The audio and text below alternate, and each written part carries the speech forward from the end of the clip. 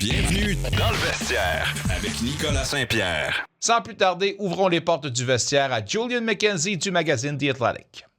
Attitré à la couverture des sénateurs pour The Athletic, on lit fréquemment dans le New York Times. Également auteur du livre Black Aces, Parlons franchement sénateur avec Julian McKenzie. Julian, tout d'abord, je veux dire bon mois de décembre et surtout un heureux temps des fêtes parce que c'est officiel maintenant avec un petit peu de neige. Alors j'espère que tu es un gars qui célèbre beaucoup le temps des fêtes. Moi, je suis un gars qui vire fou dans le temps des fêtes. Alors voilà.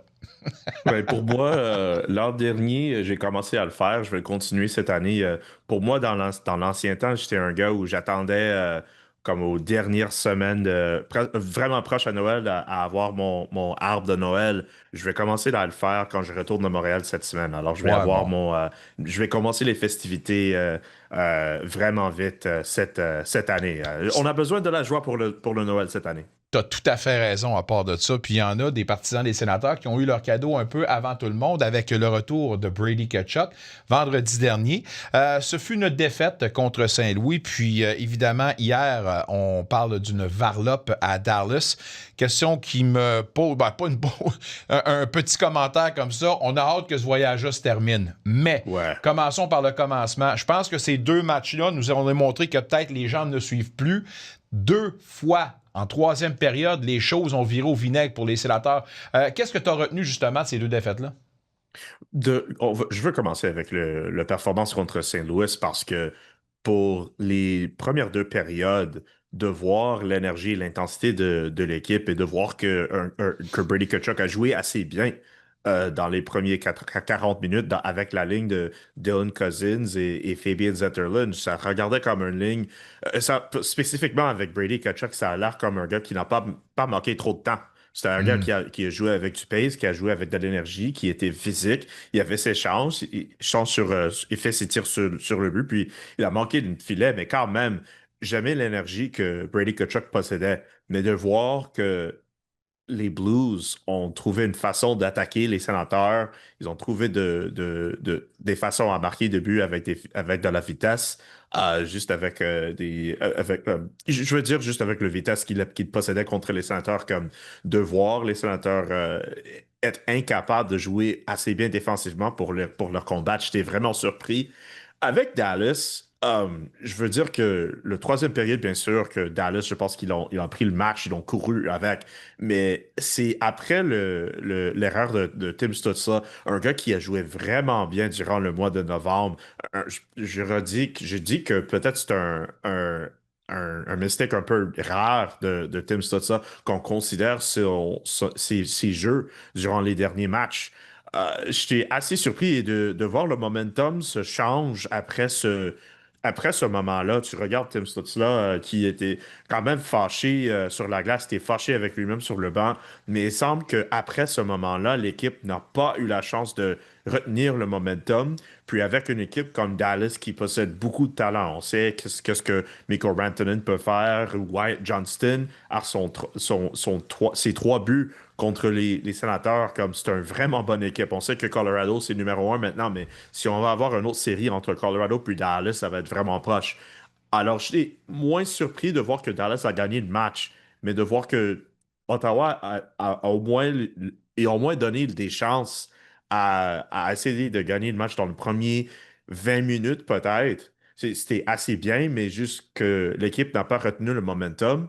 J'ai plus de concern avec le fait qu'ils ont perdu le match en troisième période après d'être en avance contre Saint-Louis. C'est une équipe que je pense que les sénateurs devraient battre et je pense que c'est une équipe que l'équipe devrait battre dans cette saison. Je pense que toute équipe qui affronte les Blues doit se présenter contre elle en disant que c'est un match qu'on doit gagner, sans vouloir manquer de respect envers Saint-Louis. Et pour moi, c'est malheureusement un 2 points qu'on a laissé sur la table. Mais ça, écoute, on ne reviendra pas dans le passé, c'est derrière nous. Maintenant, il faut regarder devant nous. Mais il y a quand même des choses qui ont retenu mon attention. Puis un commentaire de Jake Sanderson après la rencontre d'hier où il dit que les Stars ont gagné la bataille des unités spéciales. Il dit que notre avantage l'avantage numérique nous a un peu drainé une partie de notre jeu. On n'a pas été capable de s'imposer ou de donner un peu de momentum. L'avantage numérique 0-3 dans ce match-là, puis c'était 0-1 dans le match de vendredi. Que penses-tu justement des unités spéciales à ce niveau-là? C'est devenu un problème durant le mois de novembre et c'est quelque chose que ça doit être réglé dans les prochains matchs. Je sais que dans une saison, tu auras des moments où tes unités spéciales, il y aura des moments bons, il y aura des moments plates. De voir que les sénateurs possèdent le talent offensif qu'ils possèdent avec Tim Stutzla, avec Drake Patterson, avec Jake Sanderson, c'est une équipe qui devrait au moins trouver des façons à marquer des buts. Je pense que les attentes ne sont pas que les sénateurs devraient être numéro un en avantage numérique à chaque année, mais avec le talent qu'ils possèdent à l'offensif, j'attends une équipe qui, qui est assez bien en avantage numérique, mais aussi trouve des façons à pas perdre les matchs grâce à leur unité spatiale être inefficace. Et pour le prendre à une autre étape un peu plus fort dans la conversation des sénateurs, quand on parle des possibilités pour les sénateurs à la date limite en mars, Hmm. pour moi, je sais qu'il y en a des gens qui veulent un autre défenseur. Pour moi, avec le côté offensif pour ce groupe-là, moi, j'attends à un autre ailier, peut-être à la gauche, si tu veux à la droite, peut-être, mais un autre ailier à la gauche qui peut marquer des buts où tu n'as aucun problème à l'avoir dans ton top 6 et un gars qui peut jouer avec ton premier unité ou ton deuxième groupe, ton deuxième vague à l'avantage numérique. Parce que pour voir que les sénateurs ont eu des problèmes avec l'avantage numérique, même s'ils ont joué avec même s'ils ont joué contre des bonnes équipes comme Dallas, comme je pense que ce côté de ce jeu-là, ça doit être quelque chose qui doit être réglé pour ce club. Si on parle côté positif, Jake Sanderson qui a marqué encore un très beau but avec quand Oui. même de très bon poignet, un lancer du poignet qui a déjoué le gardien adverse. Anderson, c'est 5-15-20 en 25 matchs à 6 points d'Adam Fox, qui est deuxième chez les défenseurs. On est un peu loin quand même de Kyle McCarr avec 32 points au premier rang. Mais quand on voit Sanderson qui marque à un rythme de 65-66 points cette saison-ci, on doit quand même admettre que ce gars-là a le potentiel de devenir un des défenseurs dominants au niveau de la production offensive cette année, là. C'est un gars, s'il continue avec ses numéros, il continue avec son jeu, c'est un gars où je pense qu'il va recevoir des votes pour le Norris cette année. Peut-être Ah, pas dans le je m'en top allais 3, vers peut-être dans ça, le top 5. Julian. Mais je pense que le trajectoire de son jeu, ça apporte à ça. Je pense que Jake Sanderson, le fait qu'il joue vraiment bien à l'offensif et au côté défensif, particulièrement dans ses derniers matchs, comme c'est un joueur qui peut faire le tout pour ce groupe.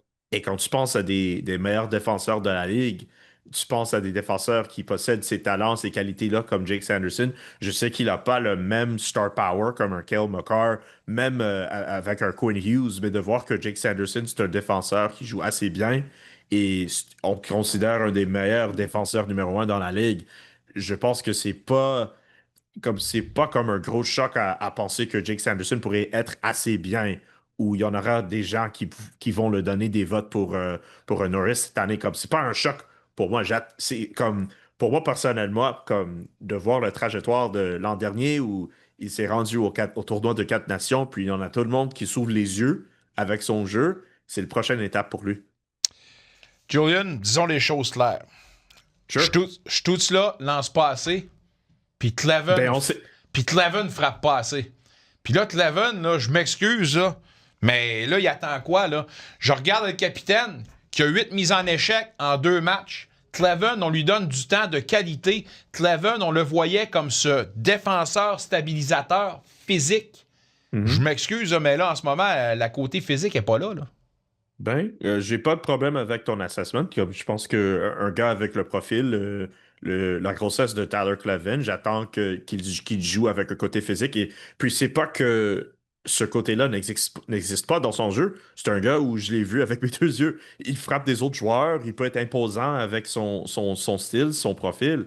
Alors, t'as raison. C'est un gars où il faut que les sénateurs lui demandent d'être plus physique contre les autres joueurs, même dans une situation où il est comme en deuxième pairing avec Jordan Spence et spécifiquement, il joue plus au troisième. Mais pour avoir plus de succès, je pense que c'est pas. Je suis en accord avec toi, comme bien sûr que tu veux Tyler Clevin avoir un côté plus physique. Quand tu as mentionné Tim Stützle qui devrait tirer un peu plus comme. Disez-moi quelque chose que je connais pas déjà. There you go. Tim Stützle, On se répète. c'est un gars, et je dis pas comme un négatif, comme Tim Stützle, c'est un gars qui connaît lui-même, qui devrait tirer quand même, mais c'est un gars où, avec son côté offensif cette année, comme il joue vraiment bien. Je pense qu'il a reçu le message de tout le monde avec ce facette de son jeu. Pour Tyler Clevin, je pense qu'il possède ce côté-là dans son jeu d'être plus physical, de frapper des autres joueurs. Comme, je pense que c'est quelque chose qui pourrait se régler. Comme, il sait qu'il peut faire ça. Je bifurque un peu du train-train quotidien parce que dans ton article, dans ton plus récent article dans The Athletic, où tu te poses une question. Is it Carter Yakemchuk time? Je dois te poser la question parce que Yakemchuk, en ce moment, coche toutes les cases, répond présent, on lui donne du temps de qualité, on l'utilise à toutes les sauces, puis il est, je dirais même, dominant au niveau de la AHL. On fait quoi maintenant avec lui? Ben, je pense que tu le laisses à continuer de dominer la Ligue américaine. Et je dis domine, mais quand même, comme c'est un défenseur qui joue vraiment bien en comparaison avec les autres défenseurs de la Ligue américaine. J'attends pour moi, avec Carter Yakemchuk, et je sais que tout le monde pense la même chose, est-ce que son côté défensif joue assez bien ou Travis Green est confortable à le mettre dans l'alignement?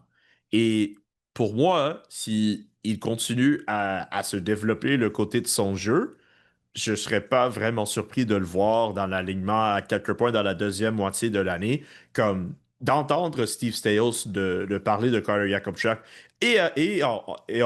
avec les autres recrues, mais particulièrement avec Carter Yakemchuk, comme je l'ai demandé comme un follow-up question quand il a mentionné qu'il y en a des bonnes recrues à la Ligue américaine qui pourraient en théorie, donner des bonnes minutes à la Ligue nationale. J'ai fait le point de mentionner comme, hey, est-ce que tu veux dire Carter Yakemchuk? Puis Steve Staios a dit oui.